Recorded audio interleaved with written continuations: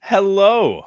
It is Thursday, December 1st for us here in the United States. If you are watching or listening to us, in Australia, well, it's Friday afternoon for you. So TGIF to you.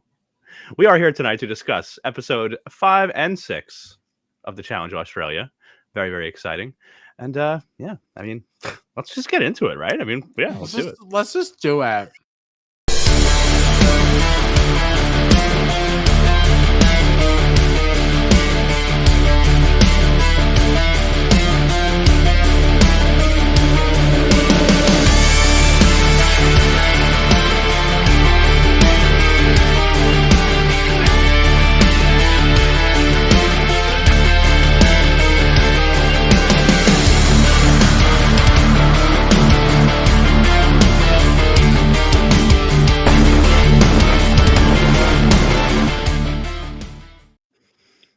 Alrighty. Hello again. My name is John Dunphy. I am joined by my very best mates in the whole wide world, Kyle Petty and Gina Morgino. We're at Strat Chat, your favorite reality TV podcast. So if you want to find us on the socials, you can do so at Strat Chat Pod on Twitter, Instagram, places like that. Or you can go to our website, right? We have a nice website, www.stratchatpod.com. All right. Let's get into this. We got 2 episodes to talk about tonight. And they were good episodes, right? I think we opened up Johnny and Cyrell were just eliminated by Connor and Megan. And there's two sides in this house. Right? We got Sugar, Grant, Emily, Ryan on one side. And then we really have the Batchy alliance. There are some people that are sort of in the middle, like Troy. But it feels like the Batchy alliance is just absolutely running things in this house. Yeah. It's interesting. Like, what do you guys think of these lines that have been drawn? How do you feel about these two alliances? Any thoughts? No. They just have the numbers, Yeah. And they seem to understand how the game is played, and they kind of know they have the upper hand. Right. And I know we're not as familiar with with these people and with some of these Australian shows and stuff. So like I kind of want to look at the breakdown here. Like do the Batchy people, even from the beginning of the game, I'd be curious to see, like, did they always way outnumber every other group in there? Like, I know Connor, right, is from like Master Chef or something like that. Troy is is Ninja, right? Australian Ninja Warrior. Like, I feel like they're one-offs almost, right? Like Marley, right, is the only guy from Big Brother. But I feel like the Bachelor Alliance, they came in with just like such an overwhelming advantage, in my opinion, right? Am I missing any shows though because the other thing too is, like, I feel like you hear about somebody like Kieran, right? It seems like he has a connection with almost everybody in there because at some point he's dated them or hooked up with them or something. I'd be curious because I know in the Challenge USA, we had, only the Amazing Race was the small alliance. They only had 3, but every other show in there, whether it was Big Brother, or something else, like they had 7 or 8 people for their alliance. So I'd be curious to see what the breakdown actually was at the start of this game between Bachelor people and then everybody else. I feel like I remember when we were doing everybody's like intros or whatever, that it was overwhelmingly Bachelor or Bachelorette or Bachelor in Paradise. Yeah. And I gotta say, I've started to get a little annoyed by that. I'm gonna be totally honest, because it feels now like it's just okay. We're watching people from The Bachelor play the challenge. That's what it's starting to feel like to me. Yeah, but Grant came from Love Island, didn't he? Mm-hmm. Like, there is that, and Grant is kind of in the mix a little bit, but yeah. And like Ryan was from Married at First Sight. It does feel like a lot of these one-offs only have themselves. Like, at least with the Challenge USA, we had the Amazing Race, and like, yes, 3 was small in that world, but at least there were multiple. Yeah. Yeah, I don't think there was Yeah. anybody in USA that was on their own totally. Right. Right. And I feel like with the USA, it just made it so that like there could be multiple sides, multiple alliances where like there are multiple alliances here, but it feels like one alliance is like 4 people and the other alliance is like 12. You know what I mean? To be fair, in USA, it felt like we had 12 people from the same season of Big Brother. They just didn't want to work together. That's true too. Also That's true fair. too. Yeah. But honestly, for this episode, that's really all I have before we go into the daily challenge. I don't know if you guys have anything else, but we can go right into the challenge, which was Buddy Blinders. Buddy Blinders. Yeah, which was the same as Peaky Blinders that we saw in Challenge 38, Ride or Dies, in an episode we just talked about a little while ago. But I'll just run through it again for our Australian friends. So basically, the pairs would start at their board, or they would eventually have to solve a puzzle, but they'd have to run from this board down a pathway to this other station where one partner would have to stand on this pole and balance on it, right? And then their other partner, while one person was balancing, the other partner would have to climb up this ladder, look at this puzzle that was revealed through the blinds, and then they would have to see as much as they could before they then ran back after their partner lost balance so they could try to solve this puzzle. I have to tell you, this was not a contest. This was not a contest at all, where we had, a couple teams that were close in Challenge 38, Ride or Dies. And this one, Connor, who we continue to hear people call the weakest, Connor and Brittany absolutely destroyed this challenge. It was not even close. Which this then makes what? Is this Connor's second daily challenge win? Yeah. An elimination win, right? Yeah. He's now had a daily challenge win, an elimination win. I mean, he's just for the person that everybody's calling the weakest. Oh my God, Matt. Oh no. I'm doing the best I can. Oh man. But yeah, Connor in there is just getting wins left and right over here. So I don't know why anybody ever thought he was the weakest, but he was given that label, and he just continues to win and get power and make moves in the game. So, yes. So now after this, we had the race to just not be last, right? And in this competition, Grant and Brooke B were the ones to come in last place. So they go straight to elimination. Now we see Connor and Brittany talking with Grant and Brooke B. Connor and Brittany explain that there's really only one team that they can choose for elimination, which is Ryan and Sugar. And that's because every other team has a Batchy Alliance member. And I actually do have a picture for this because they put up a great graphic at one point, right? They showed this during the deliberation. All the teams.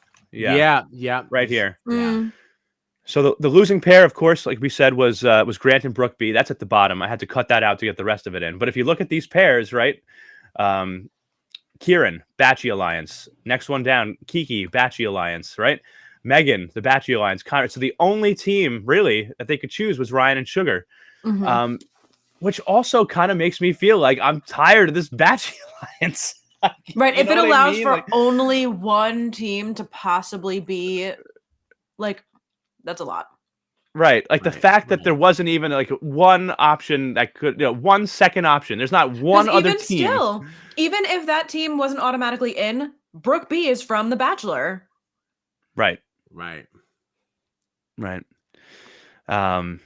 But Grant, he did try to pull something here because Emily has been taking notes. He pulled out a piece of paper at this little deliberation and says, Emily's come up with this mastermind plan. And Grant says that Connor should put Troy and Kiki in because Troy had put Connor in the previous week. And, so they were trying to work something out here. But that Batchy Alliance, they're strong. They're very, very strong. It's, that's part of the reason why I'm kind of getting a little. It's still good. I like these people. The challenges are fun. I'm getting a little bored with this, though. I got to be honest. I got to be totally honest with you. Damn. What do you think about this, though? Any thoughts?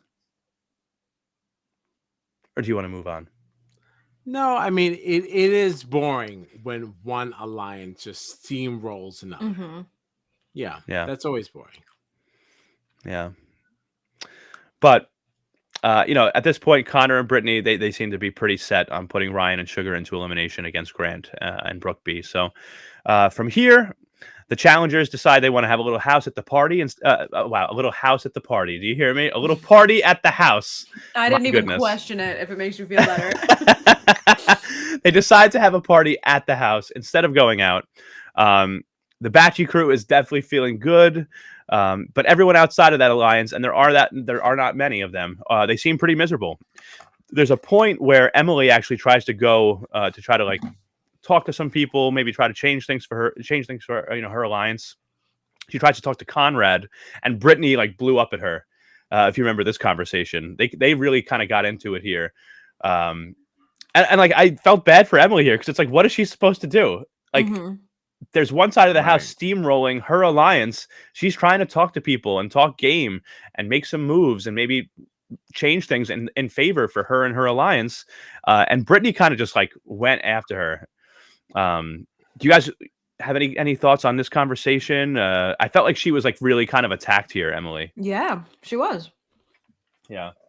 To the point where she just got up and left, and it's like you can't even feel comfortable in the backyard of the house that you're at, where everybody's throwing a party, and like, I don't know. I felt really bad here. Brittany was kind of saying that her and Connor, like, they can play how they want, and they can do what they want, and I felt like, but so can Emily. If you guys can be so like open about it, it's like, and like, right, like the Batchy crew, they just feel like they just run everything here. If anybody speaks against them, if anybody tries to play any game or make any moves against them, it's like, how dare you? How very dare? How absolutely dare you?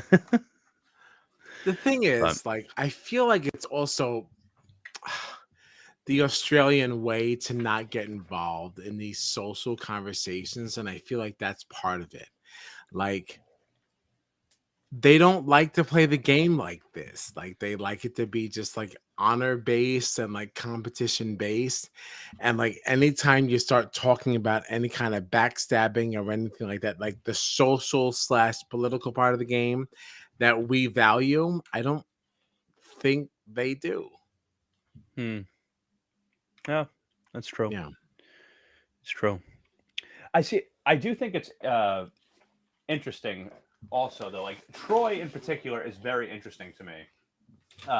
Because he's so in the middle, and I feel like we're going to talk about him more on the next episode, so maybe I should really save this for that. But like, Troy is in the middle, but seems to have like it seems like he has no choice at this point because of where the numbers are. You know what I mean? Like, I would love to see Troy just kind of like be like, no, I'm not going to work with the Batchy crew. But I feel like he doesn't really have a choice, and we'll get into that more later. But honestly, like, all we really have to get into now is the arena. There wasn't much else that happened in this episode, honestly. And like we were saying earlier, Connor and Brittany, like we knew they'd choose Ryan and Sugar to face Grant and Brooke B in elimination. And this elimination was ball and chain, which we saw in the Challenge USA as an elimination. So in this elimination, we had a wall. Right on either side, there were these 6 hooks, and each hook had a question above it. So the teams would have to then find the correct answer in the chained up balls. They were all numbers, right? They had these questions they had to answer. It was, how many states are in Australia, things like that, right? So they were all numerical answers.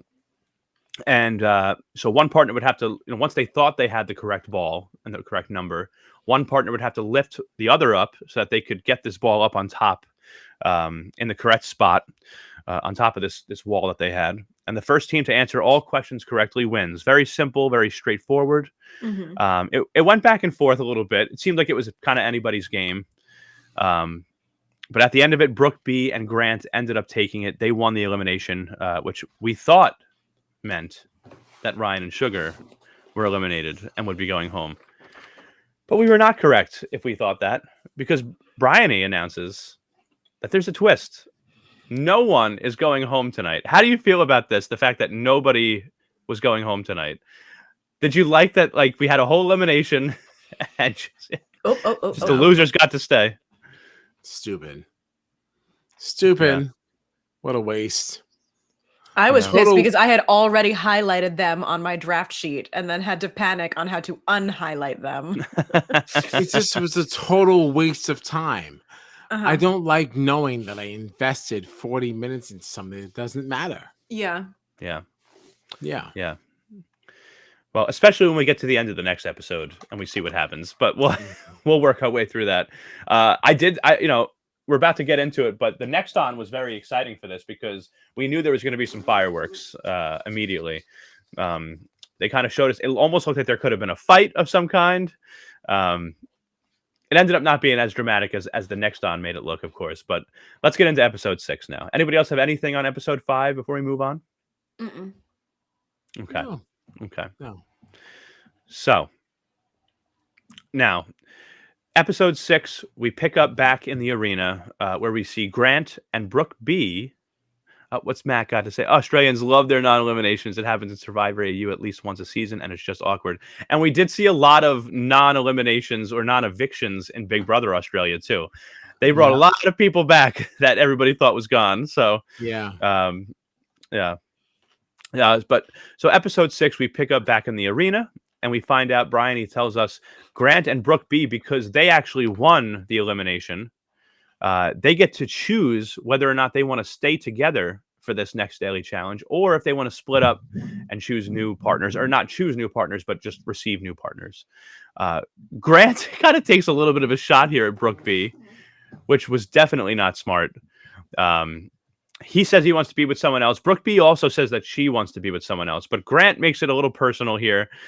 Says that he wants to be with someone that's up to his standards in the game. And I feel like and I just feel like if you are in the weaker alliance that has less numbers, don't make comments like that, man. Yeah, like, don't do that.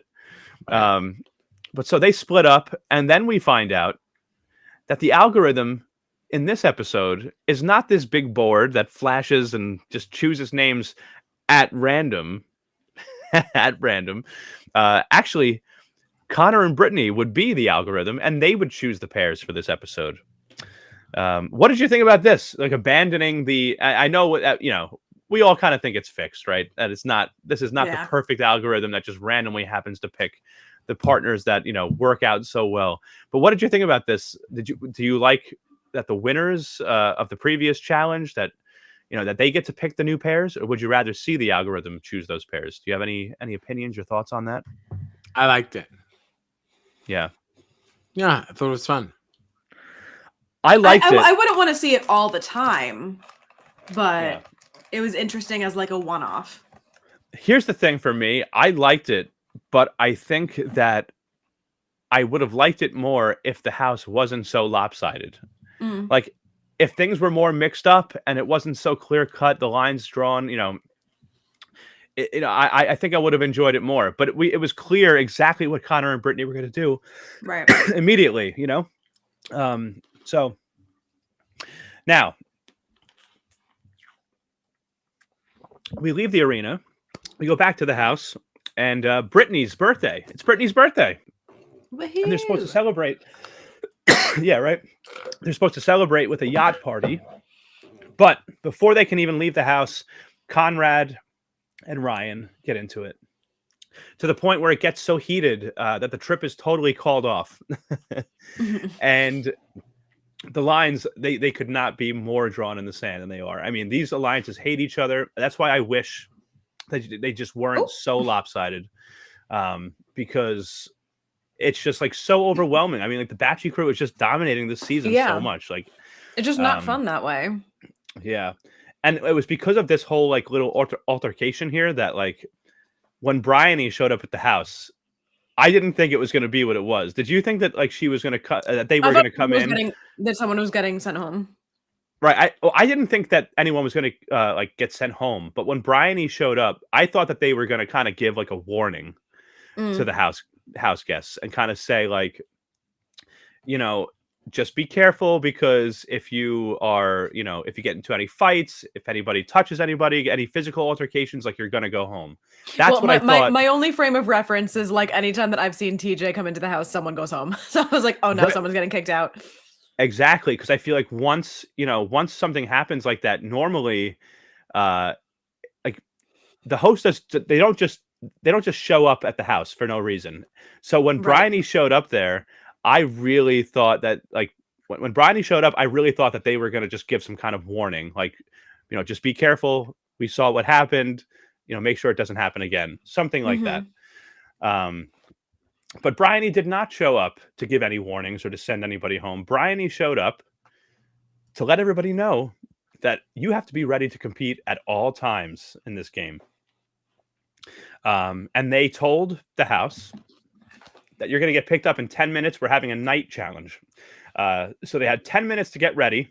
And then they were put into the back of this big truck. No windows, no nothing. It was pitch black in there. They were just being driven somewhere. And we found out that this was actually a challenge that we saw on the Challenge USA, which was called Getting Tired. And before we got into the actual daily challenge itself, Connor and Brittany had to, choose these new pairs. Mhm. So of course, and this is part of the reason that I didn't love this. I would have liked this under different circumstances, but we knew what the plan was. It was honestly very simple for them. It wasn't a lot of hard decisions. They paired up Ryan and Sugar and Emily and Grant. And the hope was one of these two pairs will come in last place. One of the pairs from the Batchy crew and these other assorted teams would win, and then put whichever team didn't come in last place out of Ryan and Sugar and Emily and Grant, whichever one didn't come in last place, they would be picked to then go into elimination to face them. So that was the plan. And yeah, so let's get into Getting Tired. So as we know from Challenge USA, the pairs would have to jump into the water, swim across, climb up a small little cliff, and then once they got there, they'd have to collect tokens and tires. And the tokens were all only worth 1 point, but the tires were worth different, point totals depending on the task that you had to complete to collect them. The harder the task, the more points it was worth. So I have to say, right off the bat in this competition, I'm sure you guys saw it, Emily is an absolute beast. And if this competition was about swimming, Emily would have blown everybody out of the water and won this She is competition a immediately. literal Olympic swimmer. So Yeah. Yeah. She Did you better see? be. Did you see how far ahead she was of everybody else? I mean, my God, it's not even close. But of course, this was not only a swimming competition. There was a lot more to it. So the other person of note that I saw, this was Kiki having some real trouble. Immediately, her back seized up. She could not make it through the water herself. And Kieran had to pretty much like drag her the rest of the way to the side, to the cliff and get her up there.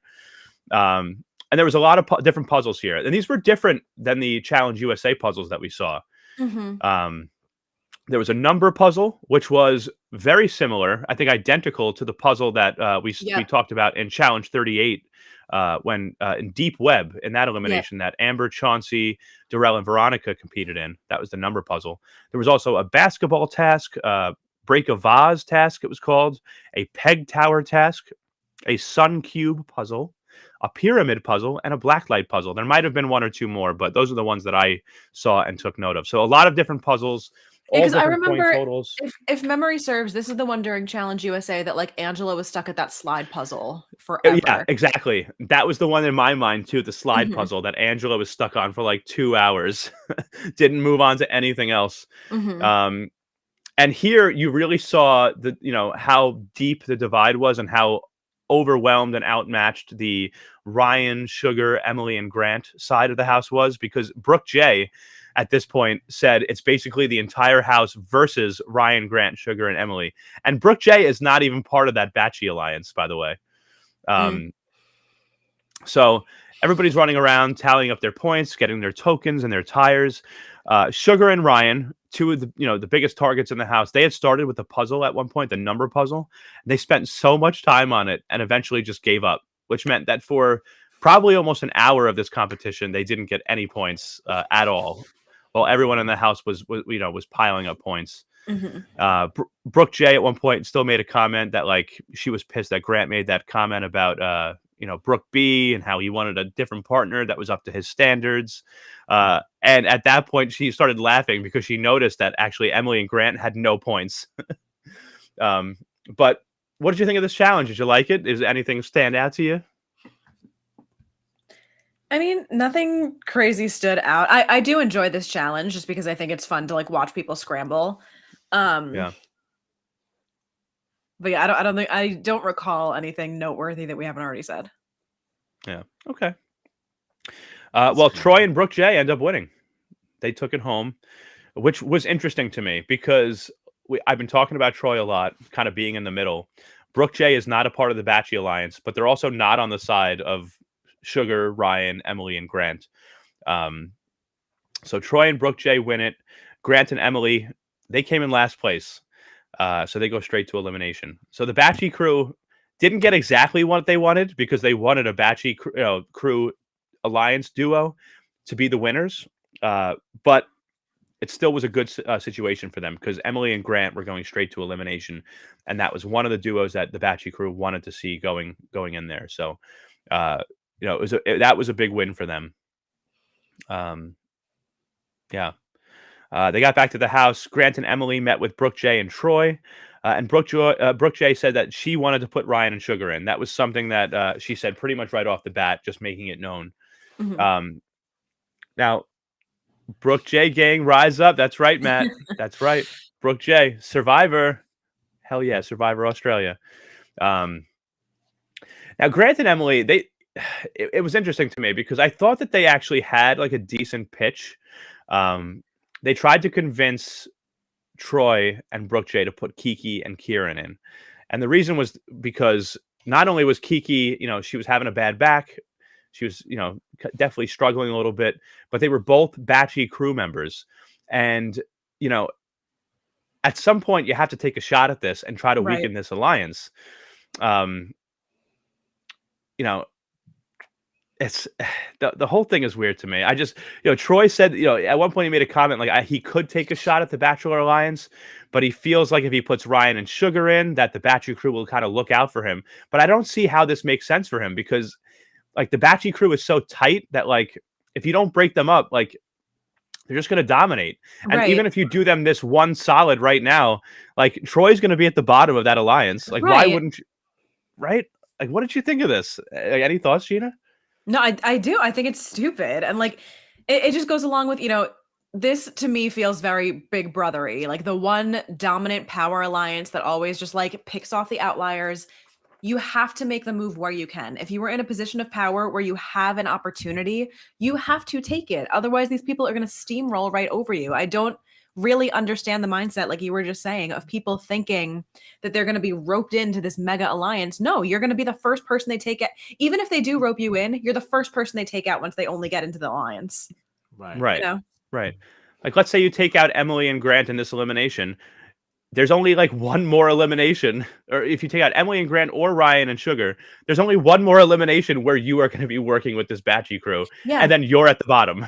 Yeah. So, yeah, very interesting. But I mean, what it turned out to be was that Brooke J, and I wouldn't be surprised if Brooke J definitely played some influence in this because she clearly was not happy with Grant.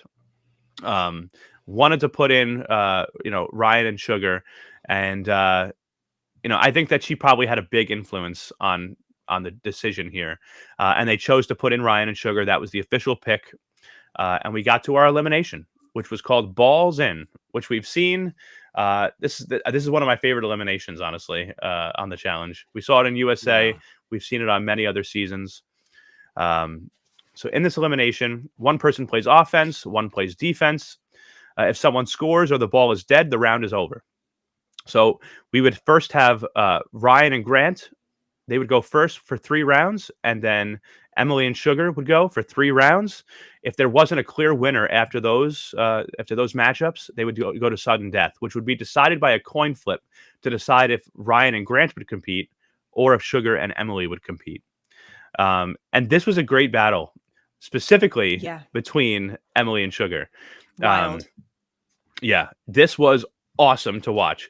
Grant, he beat Ryan in round 1.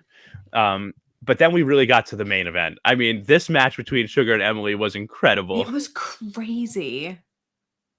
Yeah. No, it was so good.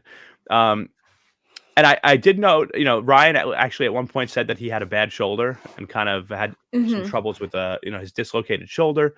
And Grant was kind of really, I don't even necessarily want to say dominating him, because like Ryan didn't get blown out, but Grant was he was clearly, kind of controlling this.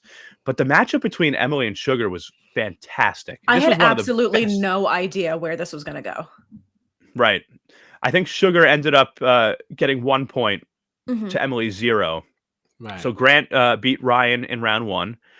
Sugar beat Emily in round 2, which of course meant that we were going to a sudden death. And I have to tell you, Emily's a beast, but they went to this coin flip for sudden death. It ended up being Ryan and Grant chosen to go to sudden death to decide this thing. That coin flip decided everything as far as I'm concerned. Yep, 100%. Right?